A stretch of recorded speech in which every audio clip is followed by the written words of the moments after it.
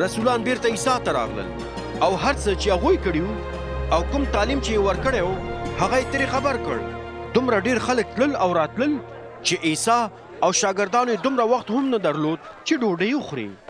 نو عیسی هغوی ته وویل راځئ چې یو داسې ځای ته لاړ شو چې هلته یوازې اوسو او لږ آرام وکړو. بیا هغوی خپله په کښتۍ کې یو ګوښه ځای ته لاړل.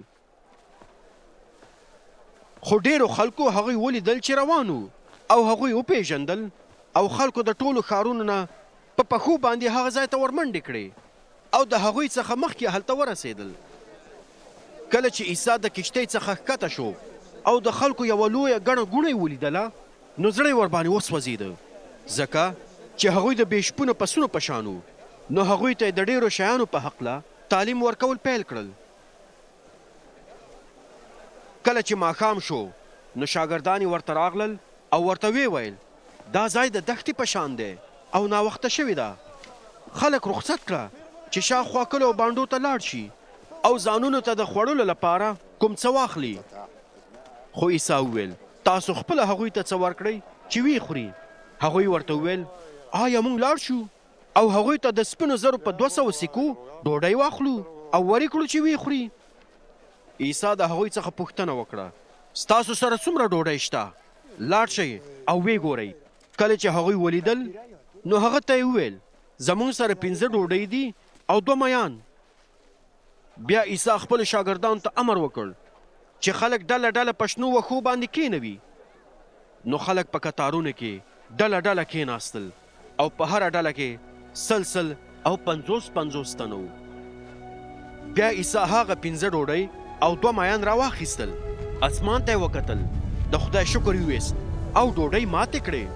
هغه یې شاګردانو ته ورکړې چې په خلکو یې وویشي. هغه همدارنګه هغه 2 میان هم په هغوی وویشل.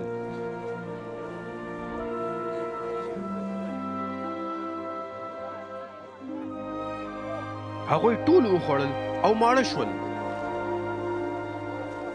شاګردانو د پاتې شویو ډوډیو او میانو څخه 12 ټوکرۍ ډکې کړې. کومو خلکو چې ډوډۍ خوړلې وه شمېر یې 50,000 سړیو ته رسېده.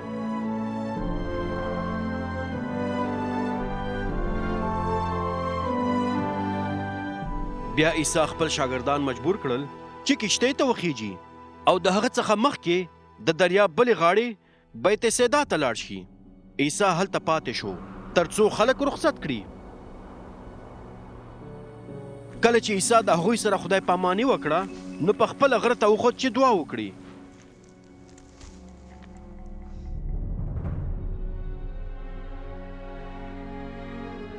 کله چې ماښام شو نو د شاګردانو کښتۍ د دریاب په منځ کې وه او عیسی په وچه کې یوازې پاتې و.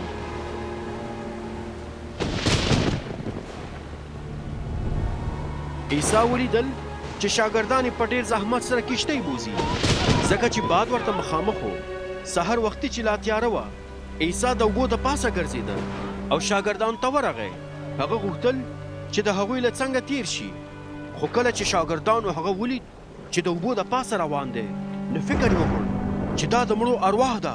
نو چغې کړې ځکه چې هغوی ټولو هغه ولید او سخت وویرېدل. خو عیسی سمدلاسه د هغوی سره خبرې وکړې او ویې ویل زړور اوسئ، زه یم، مه ویرېږئ. بیا هغه د هغوی سره کښتۍ ته وخوت او باد ودرېده او هغوی ډېر زیات حیران شول. خو د هغوی زړونه سخت شوي وو ځکه چې هغوی د ډوډۍ د معجزې په معنا پوه نه شول. هغوی د دریاب څخه پورې وتل، د جنیسارت سیمې ته ورسېدل او کښتۍ هلته ودروله. کله چې هغوی له کښتۍ څخه ښکته شول نو خلکو سمدلاسه عیسی وپېژنده او هغوی په منډه منډه شاوخوا ټولو سیمو ته لاړل او چیرته چې به خلکو ویل چې عیسی په هغه ځای کې دی نو هغوی به خپل ناروغان ورته په کټونو کې راوړل. عیسی به چې هر کلي، ښار او بانډې ته تللو نو خلکو به ورته بازارونو ته خپل ناروغان وړل او زارۍ به یې ورته کولې چې ناروغانو ته دومره اجازه ورکړي چې لږ تر لږه د هغه لمنې ته لاس وروړي او هر چا چې به لاس وروړ نو هغه به روغېده.